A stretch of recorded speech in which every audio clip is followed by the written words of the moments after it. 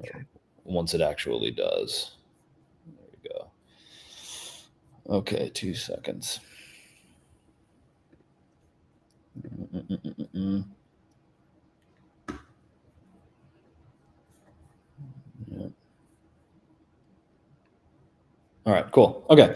All right. So I'm Alec, and I am the editor at Homepros, and we are a digital media company that covers the business of the HVAC industry.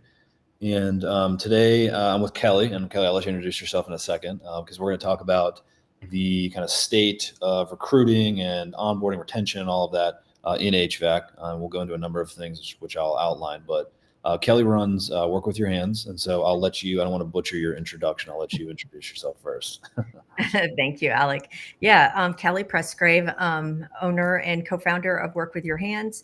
We do recruiting for in HVAC along with a couple other skilled trades, but we're recruiters and we started in residential service. We kind of expanded outside of that to help with mechanical and commercial companies, but residential service we know really, really well, and we love recruiting and helping companies grow and get the HVAC technicians along with anybody basically in their ecosystem we can hire for.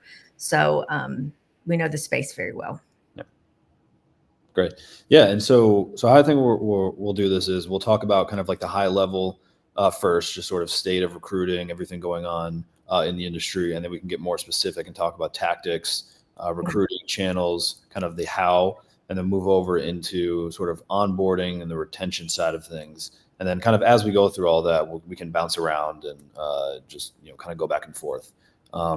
So I guess to start, so Kelly, obviously like there's a number of like big things happening in the industry. There is a quote unquote labor shortage and a big number of people that are moving out of the industry. And then there is the data is, depending on where you look, the numbers vary a little bit, but not enough people moving into the industry. And so you have this weird dynamic where as a contractor or somebody who's operating a company inside the industry, there is a kind of always this question of like, how do you go find people within that context? Well, there's people moving out, not enough people moving in. Where do you find people? And then for the people that I do find, how do I like make sure they stay and like do good and stick around and all of that? So considering that and a number of the other things that are happening, how would you define like or describe kind of where things are at when it comes to recruiting? I very good just summary on your end for it's there's not enough people in the industry who are and I'll say that's changing somewhat. So Gen Z has been described as the toolbox generation, and there's a lot of interest in going into the trades, which is fabulous. And it's not too late. There is a huge gap. So there are when we talk with companies, especially if they're top heavy on senior people, they are concerned. Half my staff is going to retire in the next 5 years. I can see it coming. How do I get people ramped up that quickly? In HVAC, there's the normal way to do it, which is the career path can be, it's not always, but it can be where you're a duct cleaner, then you go into be an install helper, then you're a lead installer, then you're a maintenance tech, then you're a service tech, and so on. So that's, if you think about the career transgression or whatever, how it transpires into it, it does take time. So if you're hiring apprentices, it's going to take a little bit of time to get your people ramped up to replace the people who are exiting the workforce. Until that time, you have to hire people who are already employed. No one likes to think that they're poaching from another company, but at the end of the day, poaching has a terrible connotation. We call it targeted recruitment, Mhm. and that's what companies, that's a strategy of recruitment is if you're just sitting back and trying to get their attention, hey, I'm a great company, come work for me, you got to be more aggressive and go after them. Right. Yeah. So that's kind of all right. So like to kind of transition a little bit, like I would talk about like channels and sort of avenues that people are going in their recruiting through. That being one of them, the sort of targeted recruiting or looking at other companies. Like what are some of the other, because and then we'll get into sort of like the pros and cons of it and kind of the background behind them, but like just off the top of your head, like what are like some other just kind of common channels that contractors are going and recruiting through right now? Right now, we still people see them, they still put a job on a job board, Okay. and yeah, so Indeed, social media is big, Yep. and then most of them have, if they're large enough or established, well established enough, they'll have an internal referral Okay. system where you get a bonus if you bring a friend along, and then a lot of it's just grassroots. They're going out into their community and going to job fairs and things like that. So I think those are kind of the big ones. Are you finding Indeed like, and I can explain my reasoning for asking this, but like, are you finding Indeed is still like an effective channel for No. people or no? That's kind of, yeah, that's what I was getting at. Why? Why do you think that? Um, I think that we had, during the pandemic, we had the big quit, and you had people moving all over the place from one place to the next, and Mhm. so there was a lot of movement, and now you have the big stay, and so you just have people who are, they're for whatever reason, if it's a macroeconomic reason about the economy, if it's just they've already moved and they don't want to look like they're a job hopper, so now they're not moving again. Whatever the case may be, they're not actively searching. So when that happens, then Indeed doesn't work. So you're putting a job out there and you're spending money, and this is proof when Indeed changes its algorithm and how it's paying and or billing you, and what it's when they change their algorithms 3 times in 12 months, that tells you that they are trying to chase something and get something to work, and that's what's happened. So that's the proof that that it's not, job boards aren't working. But not to say that they don't work for some, because I'm sure there are pockets of the country where people would say, no, I get qualified applicants all the time.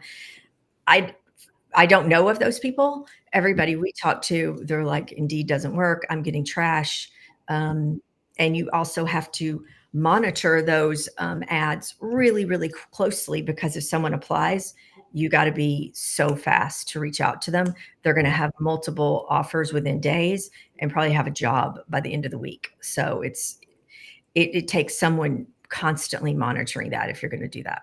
Right. Yeah, and I think maybe a point on that, I think maybe a part of why that is because if you think about like Indeed's incentive is to essentially fill positions for people who use their platform fast and as fast as possible because they want the user, however they define that person, to like, I don't know, they want to have a win for them and they want to, it's kind of a market or it's a platform. And so I think like maybe that's a part of it is just them kind of exposing that one candidate to so many companies that okay, well, it kind of backfires on the companies because the competition right off the bat is so high because they're they just the same candidates getting shown to so many candidate or companies. So okay, so all right, well, job boards, okay, not so good. But like, so if you're a like, I guess this is kind of leading into like my main thing, which is all right. So if I'm a contractor, I'd say, and I'll throw some numbers out here, but like I'd say the majority of contractors are not the sort of huge 50 million plus companies that have a lot of resources to build their own in-house programs, bring in people, pay them a lot, et cetera. And so if you are a good sized, healthy, independent contractor that is looking to recruit talent, you mentioned a couple other things like having a really good internal referral system and then like some grassroots things. Whether you want to elaborate on those two or if you want to add in like a third, for example, like how as that contractor or as that person can you actually go about recruiting talent and bringing in people without having a huge budget? Yeah, without having a huge budget, it's a little more of a lengthy process. Mhm. So I would say most of the companies we speak with, they feel like they've maxed out their internal referral system, if you will. They've asked their employees 100 times. They've given bonuses. It's kind of like I don't have any more friends to ask if they want to work here. So when that's tapped out, highlighting your company on social media through your employees and through employee engagement Mhm. can be really fun. And it doesn't have to be costly. So if you're doing something that is, if you're grilling out and enjoying a summer day with your, maybe you had a food truck come to your company office and everyone's enjoying it. You can film that with your phone and put it on social media. Everybody's smiling and happy. Those kind of things, just showing that you're a fun place to work and that you support your employees. I would say have a career page. If you're spending, everyone has to, even if you're, let's say, a 5 to 25, $30 million company, you have a pretty hefty budget on pay-per-click. So you're driving traffic to your website. So you have a career page, have a place where people can apply to the job if they want to in under 2 minutes. But more importantly, like really advocate for your company. What do, maybe your core values, but what is your company all about? What is it like to work with you? Reference some of those videos of the happy employees on your website. So use that. We've had one company of ours send out they've been in business for a really long time. They've done over 1 million service calls. So they're one of the ones that are quite large, but they sent out a paper, a direct snail mail Yeah. to all of their customer base, asking if they knew of anybody that wanted to enter in the trades. Mhm. So use what's already readily available to you. The direct mail pieces are relatively inexpensive, but using what you already have can work. Yeah.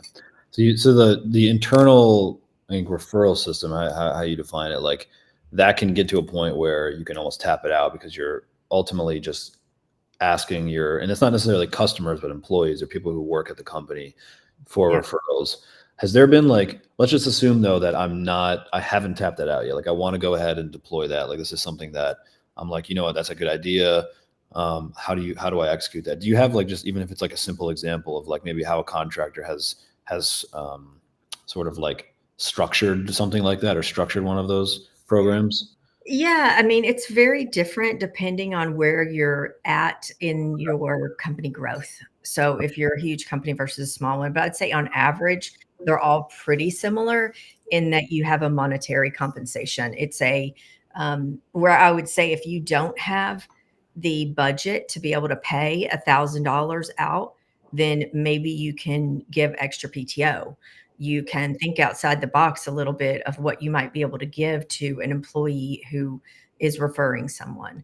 So, we had one company that we worked with a while ago. They had, at the end of the year, the person who had referred the most people that stuck, they all got their names in a hat and they drew out of the hat, and it was there was an Airbnb, a paid for Airbnb, 2 plane tickets, and a vacation somewhere. Nice. Nice. Yeah, so it was a little bit more than just your average kind of, here's $1,000 if the person stays for 6 months, and here's another thousand if they stay, which is still great money. Not everybody can afford to do that, and then it becomes also, um, you just exhaust it. But I think if you want to continuously get people to do it, the monetary reason is always there. I think people want the money, but at the end of the day, if you really want to make it a competition, there's always then that will really incent people differently. So Right. It makes sense. I think an interesting part maybe about the Indeed thing is that, like, okay, ultimately it's a technology platform, but it might be it is one that's been around for a while. And so there's a lot of competition on it now. It's probably driven the costs up as well over time. I haven't looked at the exact data, but like, um, are there, from a technology standpoint, like, is the answer, and I know there's not one answer, like I know it's very nuanced, and the answer is like all the above. You need to do all of these things. But from a technology standpoint, is there something that beyond like social media you've seen just a contractor like go, like a channel or a product or a platform or something from a technology standpoint besides Indeed, that you've seen somebody like leverage that's worked out for them? And if the answer is no, that's fine. I'm curious. yeah, I don't, to my knowledge, Sure. nothing that is just straight up Yep. technology, and nothing that a contractor would want. Like, we use some things, but it's specific to recruiting, and Right. that as a contractor, you never want to make that investment. It just doesn't even make sense. It would be, it's Right. it wouldn't make sense. It's not in your field, but I don't know of anything that to your point, you really have to do everything. So even if you put your money on social media, even if you have a ATS or you have all these fancy things, it's Mhm. very easy to fall into the trap of shiny object. This is the latest and greatest with AI or whatever. The human element of recruiting is in for skilled trades is here to stay. Right.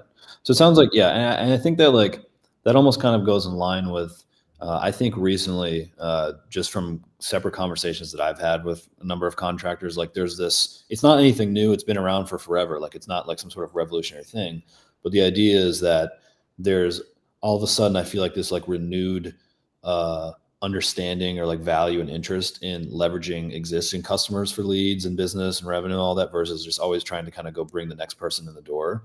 And so kind of like what I'm getting at or what I'm getting from you is like a similar idea applies to recruiting and bringing in talent, which is like your existing customer base can be a source of talent.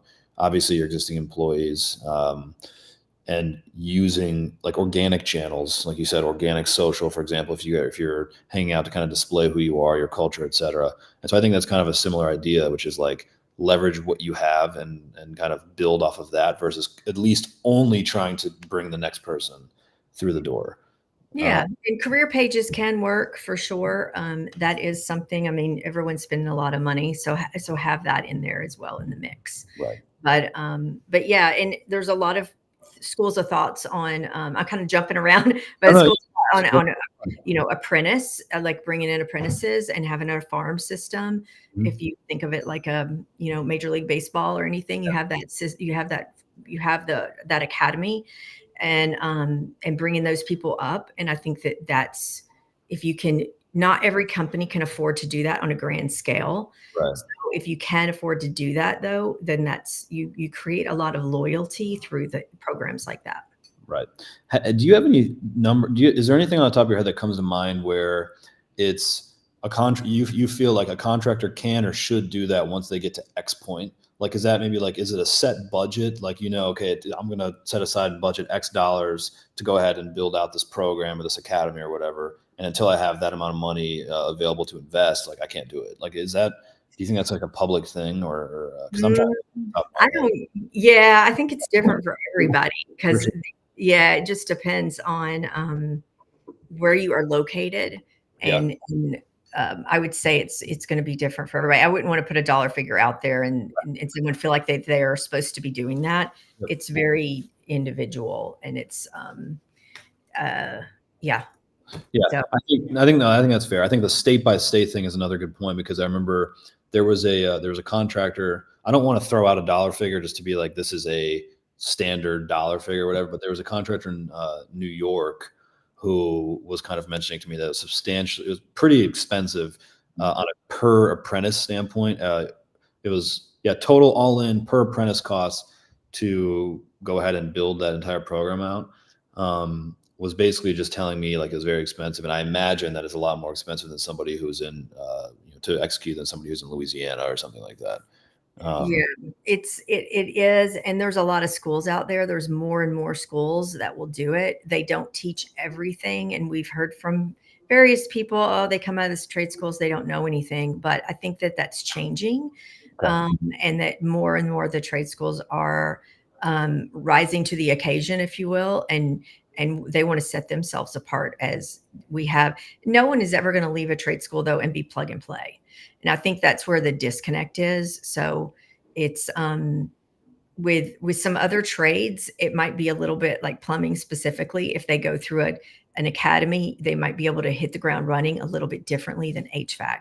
HVAC is just a different animal, if you will. So it's not if you have a system where you can use trade schools and even send people out. So if you know of a trade school, it doesn't have to be in your local market, but they can ramp up quickly in an accelerated program, then send them to that program. But know that when they come back, you're still going to have to work with them and you're still going to have to fill in the gaps. And it's going to be a constant, continuously, that you want someone who wants to continuously learn. Right. On an interview from an interviewing standpoint, like obviously there are like a set, and probably each contractor has sort of their own process and kind of how they bring people in, how they interview them, what specifically is being asked, what kinds of questions are being asked, etc.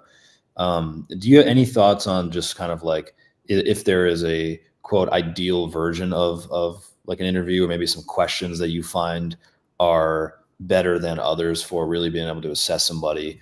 Maybe we'll start like for a technician, like if it's a field person that you're wanting to bring in versus like a CSR. Yeah, if it's a field person, and we'll say, a service technician, you want to bring in a service technician, they already have 3 to 5 years experience. If they're coming from, a competitor, then it's pretty easy because you can ask them like, on troubleshooting questions. You can go straight into the technical piece of it to make sure that they know what they're supposed to do with X, Y, or Z. If this happens, this is what would you do? And you can ask them some aptitude questions just to make sure they can do the job. Right. But then on a culture fit, you want to ask them, here's our core values. What are your core values? What do you live by? What do you like to do as a hobby? So on your off time, what are you doing? I mean, there's some HR rules. You can't ask certain things, but you can ask somebody, what do you do in your off time? If they fix cars, that's awesome. If they go fishing, that's great too. But then you know a little bit about the person. If they are coach of their little league team or whatever, it's engaging them in a different way. And so you get them to open up, and then maybe they say something too, if their hobby is, if they can't think of a core value on their own, like gosh, no one's ever asked me about my own core values. That might be a red flag. Sure. So, but also, telling them what success looks like. This is what our expectations. So we have you on, your first 90 days. This is what we're going to do. This is what it's going to look like. At the end of 90 days, we would expect you to be able to do X, Y, and Z. Right. And then at the end of the year, when we reflect back on your first year at the company, we would expect these things to happen. And so, is there anything else that you would add, candidate? Is there something else that you would like to see, or a value that you think you could bring in your first 90 days or your first year? So talking about the expectations, and, you're going to run 3 service calls a day or 4, or you're going to do these kind of things. This is how we handle these situations. What would you do if you have this customer? This just happened to us recently with, not us recently, but you can bring out examples of something that just happened with a customer and say, how would you have handled it for the customer service? So then you really have, I think you get a bigger sense of the individual and more about them. And so if you're going to know if they're going to be a culture fit for you. Right. So you think, so is there room for, have you ever seen the internship? I haven't watched it yet. I need to. I was going to say, is there room for an internship like question where they, I'm joking. They asked, I think who is it? It's Owen Wilson and Vince Vaughn. And they asked, if you were shrunken down to the size of a nickel and then you were put into a blender and the blender was going to turn on in a few seconds, how would you get out? Or like, what would you do? And then they go into this like really great answer, and the guys like try to shoot him down for it. And, they say, well, we would lay down and we would wait till it spins and wait till it dies. And then they go, well, this blender never dies. And they go, well, respectfully, I disagree. We used to sell blenders. Even a top of the line model will go for 5-6 hours tops. So the question is, what do we do after we get out? And they go on to this whole thing. Anyway, I digress. It's great. I'll okay. have to watch it. Yeah.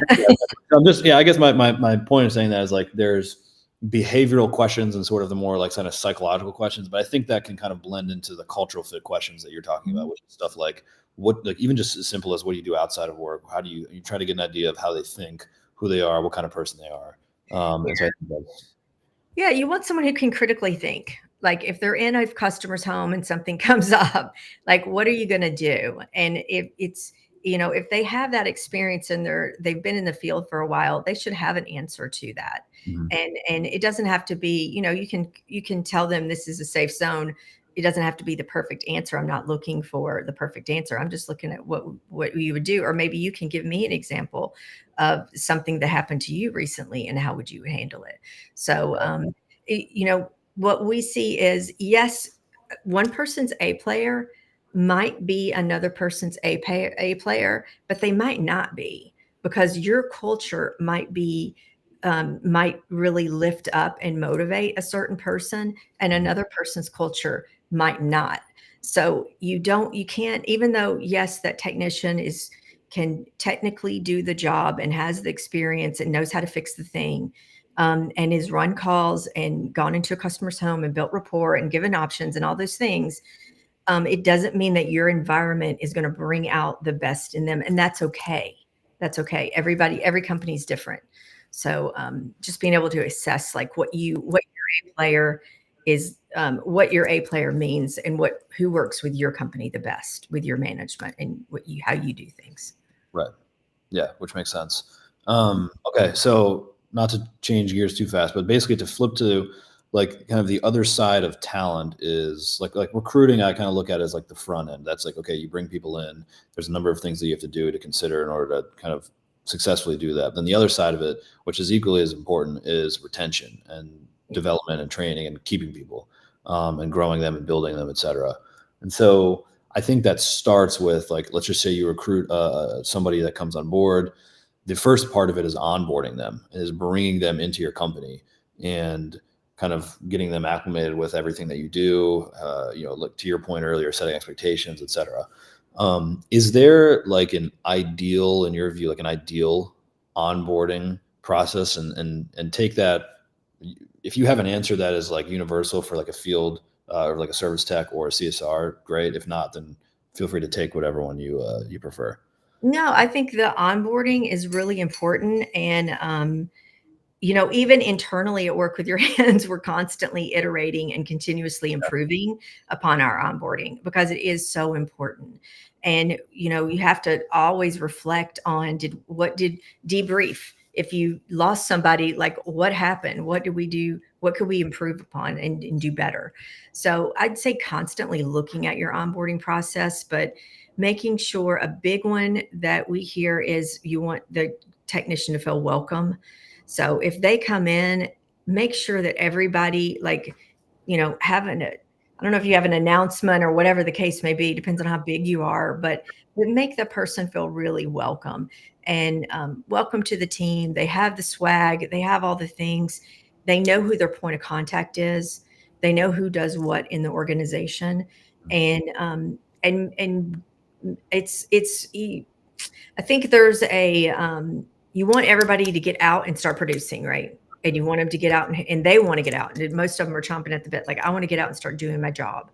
But slowing it down just a little bit to even a week-long process where they get to know how you do things, and your expectations can mean the retention part at the end. Right. So the onboarding really needs to focus on what things are important to you, and what are your core values. What are, who does what in the organization. You can do a buddy system, is always nice too. So maybe they ride along with another technician the first week, and they can find out everybody, even though everybody does residential service, everybody has a very unique way of running their shop, and the personality, I'd say, their culture of their shop. So getting that well defined and making sure that the person just feels super welcome and that they're excited to be a part of that team. But a lot of it is setting expectations in the beginning. We do expect you to be here at 8 a.m. sharp, if not 7:55. Like, that is important to us. Your shirt being tucked in is really important to us. Some other companies, it might not matter, but for us, we want that shirt tucked in, and how you look is really important. So making sure that they know what's important to you and why. Right. And I think, correct me if I'm wrong, but my interpretation of that is like, it probably is a worthwhile exercise to outline what those things specifically to your company are. Because to your point, they're like, your 3 things or your like 5 things or whatever could be vastly different than another company's 3 things or 5 things. So being super, super clear up front about what your 3 or 5 things are, I think is the main point. Yeah, 100%. Okay, got it. So you mentioned like a buddy, like for example, like even like a buddy, something as simple as a buddy system as being one sort of like idea or thing that you've seen. Is there like one more thing that you've seen, like a good, like you heard somebody do that, in their onboarding process, and you're like, oh, that's a good or like that's a good idea.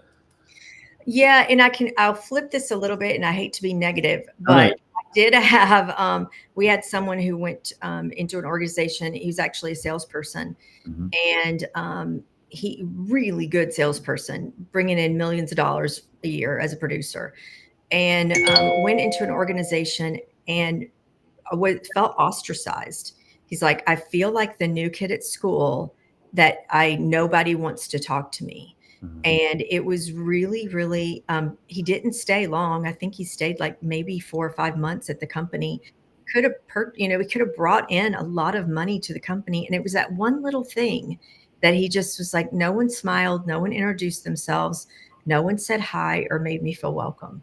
And he's a really outgoing person, and I think that made him it just was off-putting in a way that he never forgot it. It was really hard to get past it. Mhm. So, and it was a big company. Like I'm not sure what the scoop was. It wasn't our client. It was just a friend of mine in the industry. So Sure. I would just caution, like make sure that you are welcoming the people that you're bringing on, so that they really, um, everybody wants to wake up in the morning and feel happy about where they're going to work, and there's some easy things to do to help that. Right, right.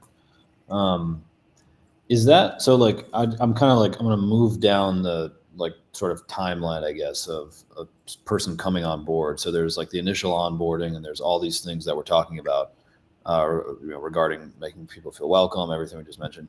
But then there's okay, like let's just say somebody does that, they get acclimated well, they're kind of like a good fit. People have made them feel welcome. They're like they start producing, and now they're sort of in the groove.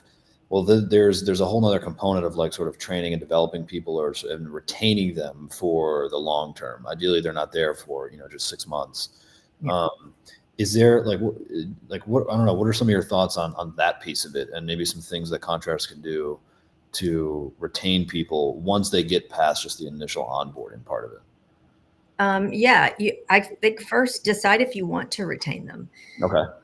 It's Yeah. a contrarian view, Sure. but not everybody is. We if you have a $50 million company, you're not going to have a team of A players. You're not, like, Sure. you're going to have some C players in there. It's Mhm. going to be a constantly evolving thing. If you're a smaller company, you can have a little more flexibility on that, and have a lot of, to me, have a stronger smaller team and have more A players. So when you're a smaller organization or even mid-size, you want to be careful about making someone fit. So through the training process, making sure that they know clear expectations of what's expected, they know how all the systems work, they know what is really important to you, but look at the numbers and make sure that you want to retain them. Are they coachable? If they're not coachable, then you can pretty much draw the line right there. They're never going to do the things that you need them to do, or they're not going to be, are they intellectually curious?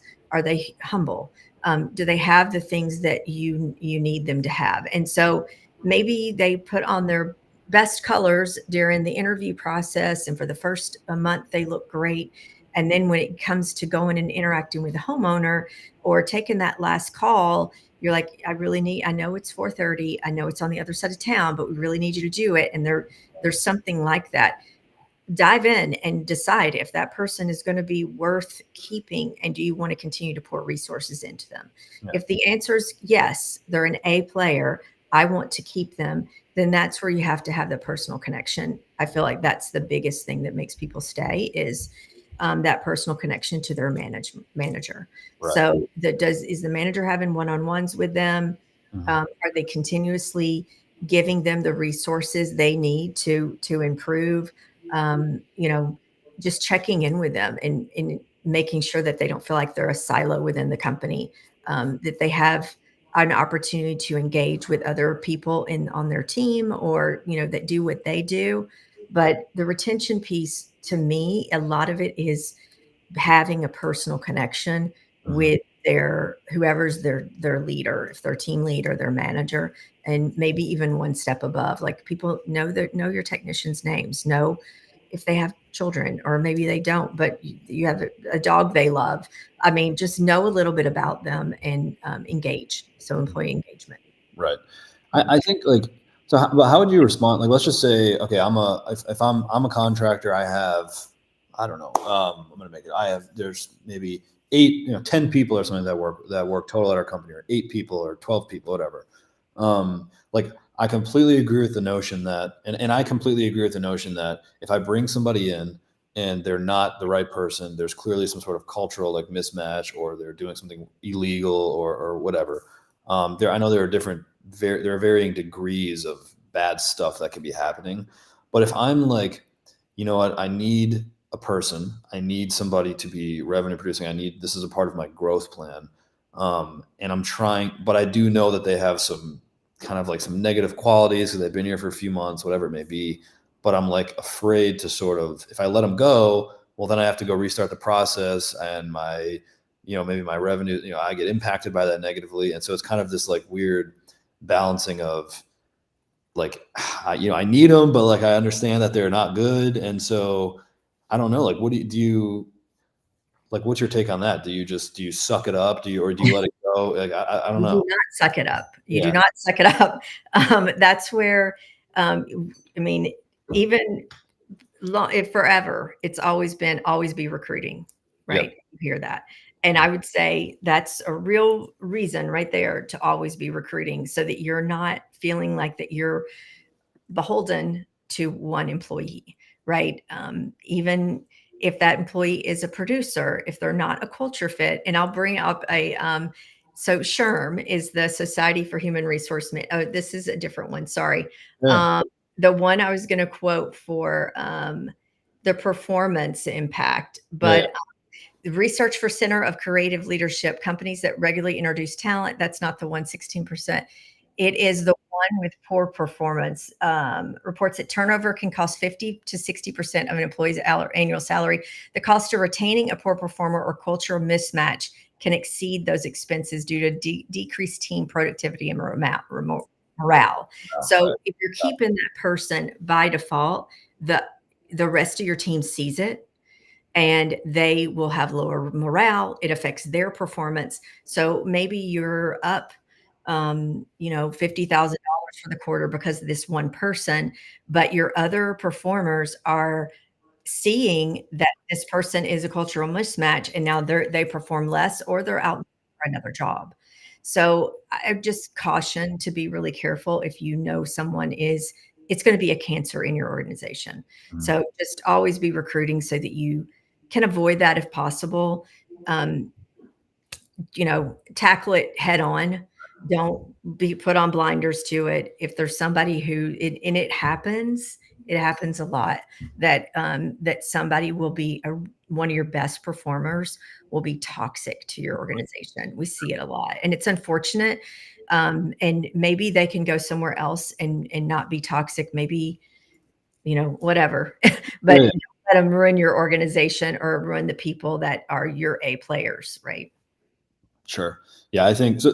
I think a big part of that too is like, just if there's math that supports it, I mean, it makes sense. Like, even though I think to your point, they're generating revenue kind of up front, but everybody else is sort of losing, and so the math doesn't even work out long term. If you're losing more, if you're net losing more because of how, excuse my language, but crappy of an employee they are in whatever way. Yeah. Okay, got it. Yeah. So what about like, this is kind of a turn, but like, so considering the influence and the like track record and the presence of a lot of the sort of like investor-backed platforms and consolidators that have come in the space, obviously they have an enormous amount of financial resources, and all kind of deploy the same strategy where, they have their own academies, universities, they're bringing people in, they can fund it, they can invest behind it for years. How do you compete with that? Like, if you don't, is it the stuff we talked about at the beginning, which is just you need to kind of really, really double down on who you are as a unique, like uniquely, as a grassroots, is it like, how do you actually compete with that if 10 minutes down the road you have some ginormous consolidator backed company with just unlimited money? Yeah, and a valid point, because we see it in every single market. So I would say there are some good things about there are technicians out there that it's really important to them to work for a family-owned company, Okay. or even just a company that maybe isn't family-owned, but not owned by private equity, Mhm. independently owned, and where they feel like they have maybe not a family feel, but a team feel. So Mhm. that and not to say anything bad about private equity, because I think it's fantastic what the when this happened in the industry, it leveled up everything. Sure. So all of a sudden, I think it's a great thing for the industry. But if you're a small to mid-sized company, you can still compete. There's plenty of people out there that want to work for a smaller organization. They like the recognition, they like the team feel and the family feel. They just don't want to. They don't want to work for a corporation. So there is that. You also have some flexibility that a larger organization might not have Right. in hours. So you can say, okay, Tim, you get to go work 4 10s so that you can go and travel with your daughter's softball team on the weekend. That's not an issue. Whereas a large company might say, we can't do that for Tim because then we have to do it for everybody. And they want to be very structured and everything's the same. Right. So I think about what you can do differently and where you have flexibility, and lean into it, because you might have just what someone's looking for that another large private equity backed company can't provide. Right. Yeah. No, which makes total sense. I think that so many of the I think that a lot of the platforms needing to keep growing, which they will. I think the sort of dynamic on the labor side, just with people moving out, people a growing amount of people coming in, but still probably not enough overall. Technology changing so much, just things happening in the rest of the workforce, like in other industries, causing people to be interested in or show more interest in the skilled trades. And so there's all these dynamics. Do you have any thoughts on how I'm actually happy to share mine as well, but curious to your at first. But have any thoughts on how that could impact just all things talent, like acquisition in the trades, just given all those things kind of happening at the same time, say over the next 5 years or something? Yeah, I think it's gonna be great. I personally have children who are Gen Z, Mhm. and I love how they learn. They learn differently. They grew up on YouTube. They grew up watching videos and being a little bit of a self starter in a different way. Mhm. So not thinking and comparing to them to other generations, and thinking of them as their own, and how can we work with how they learn and what they want to do, and really focusing on how you can capture that, and grow it. So there's a lot to be said for the next generation, but the technology out there, you see, like, there's a lot of platforms now where if you have a problem with a unit, you might just look it up, and get real-time instruction on what you should do to troubleshoot that. That's cool. That speaks directly to how they like to learn. So, Mhm. you always can call your manager or whatnot, but it's not like you're trying to get a diagnosis over the phone. You're actually on a mobile device, you're looking at it, and you're able to fix something, diagnose it. You're able to see real time what other technicians have said about this particular problem. So I think that's encouraging to me. There's places out there like SkillCat where you can go get your EPA online. You can do that as a high school senior. You can do that while before you even graduate, you have your EPA certification. There's a lot of different, I don't know. I think it's super exciting. I don't, I know that it's going to take a little bit of time, and 5 years Mhm. um, it takes time to learn the trade. So it might not be like mission accomplished in 5 years, but we're heading in the right direction for sure. Right. Yeah, I think so. I think it's something that's interesting that maybe that exists now that isn't was not necessarily the case, say 7 years ago, even maybe it was, but definitely maybe not 10 years ago. Is just that I think the advancements. There are two things. I think the advancements in software and the tools that all these contractors actually have to run their companies day to day are just going so fast that the role of um, say both a technician and say for like a dispatcher, for example, they're not necessarily changing completely, but I think they've formed to some degree, or they've kind of morphed to some degree because of what all that technology allows them to do. So whether that's even things like just out in the field, like whether it's like remote diagnostics or monitoring, and in the office, just all these new, kind of smart dispatching tools, and how I can see where everybody is, and even something as simple as that. I think that changes the nature of like the job description and how that's perceived for people, especially those in like the Gen Z and millennials and people that are younger. I mean, I think because it's almost like you're not these companies are not sort of like your grandpa's like contracting business anymore. They're kind of, at least a good amount of them, like they're pretty tech savvy, they're pretty sophisticated. And I think the second thing that drives all that has been all this outside investment interest, where you have these platform companies that have come in, whether they're backed by private equity, whether they're a private equity company themselves, whatever.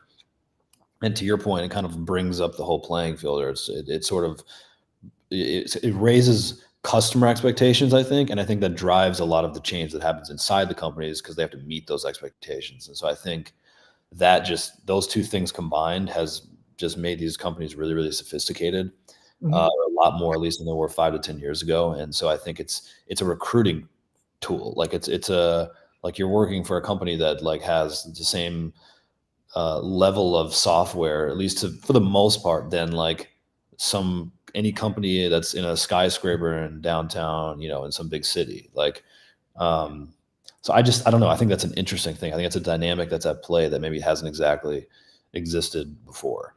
Yeah, no, and when you see companies in, the contractor world hiring data analysts, and, things have changed, Right. but they have so much data at their fingertips now, and how do they use it, to their advantage, and, yeah, it changes everything, but, just in the HVAC world itself, the energy efficiency and the things that are happening with the units, and, Mhm.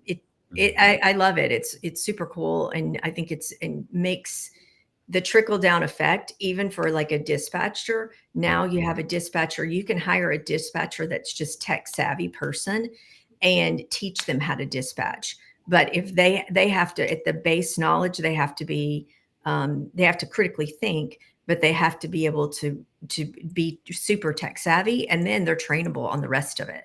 So they don't necessarily have to know the industry, which is cool. But then there's a path for them to, and something exciting for them to look at on the path for advancement. So now you have someone who started as a CSR, they've moved to dispatching, and Mhm. now what do I want to do after that? There's a lot of different roles in the company that they can go and and look forward to and try and strive for. So it's kind of cool to be a part of it all. It's been really exciting to witness the last, I'd say, 5 years of kind of witnessing that technology really start to take place. Yeah. Yeah. I almost think that also gives you a different, or like another criteria or set of criteria of like people to look for.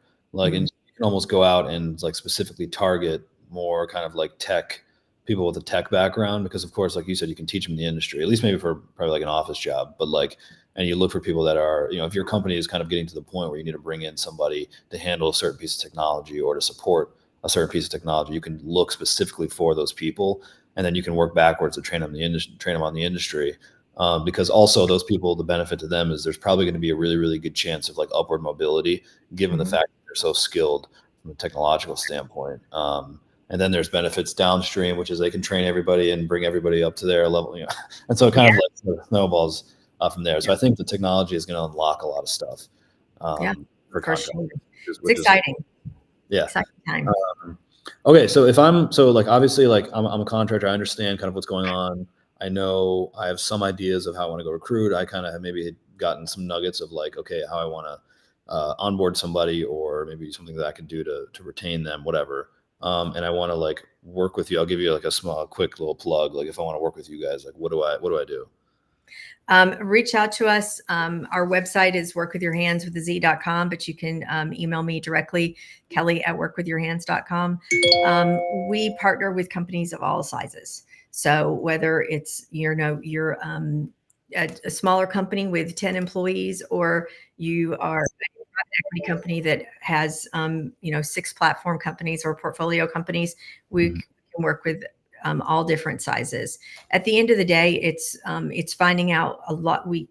For us, we really want to partner with you. So we're going to go in deep into your company, or into your portfolio companies. What do each one of them need? What Mhm. are you currently doing for recruiting? What have you seen work? What's not working?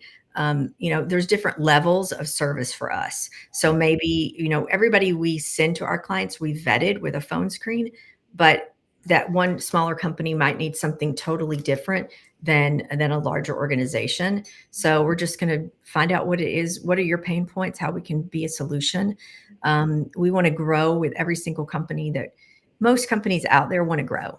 They see, whether it's private equity or they see just the growth that you can have as an individual owner, that you want to continue to, it's that entrepreneurial spirit. You want to grow your company. So Mhm. that's where, is if you have those growth goals, we can really help you. And we work in all different types of markets, whether it's a metropolitan or area or a smaller, like, rural area. Got it. Yeah. Awesome. So I have one final question that I spend about 30 seconds trying to come up with something that like was like sort of goofy to end this on. And this is all I could come up with. So don't, if you think this is bad, don't like get mad at me. I'm sorry. But if you could recruit one fictional character from any TV show or movie to be a technician in your, if you own sort of an HVAC company yourself, and you wanted somebody as a technician, if you could recruit any fictional character from a TV show or movie, who would it be? Oh my goodness. I'll give you one answer if it helps. Yeah, go first so I can think of it. Tom Cruise, Top Gun, Maverick. I think he's an animal, and I think he would be good in that role. He would be good. He would be good. And I wasn't going in that direction at all. And now I'm thinking of, like, who would be the military person who would be like just precision. I don't know. I'm gonna have to think about that one. I guess, um, I don't know. Oh, You don't have to. It's okay. yeah. No, I want to I'll think of it as soon as we get off. I know everybody probably saw the Wolverine and Deadpool. I didn't see Yeah, that this weekend, but there you I go. love Hugh Deadpool. Jackman, Yeah, he's just that his Ryan Reynolds is so funny. Ryan Reynolds, I yeah. I like I like humor. Anybody who can find humor in a stressful situation, and we all are. Everything in day to day life is stressful. So for me, I don't know that he would be technologically able to do the job. He might have to pull some of his superpowers, Sure. but he would be fun to work with. So Ryan I'll Reynolds, go great answer. Yeah, I think it's a great answer. Well, Kelly, this is great. I appreciate you taking the time. And then just in general to everyone who kind of tuned in at some point, thanks. And so I will, or we'll, should be able to wrap this up and kind of share like our takeaways from it next week or within the next week or so. But yeah, this is great. I appreciate it. Thanks a lot. Well, thank you. I appreciate you having me, and I always enjoy our conversations. And this one was very unique and special. So thank you so much for inviting me. Yeah, absolutely. All right.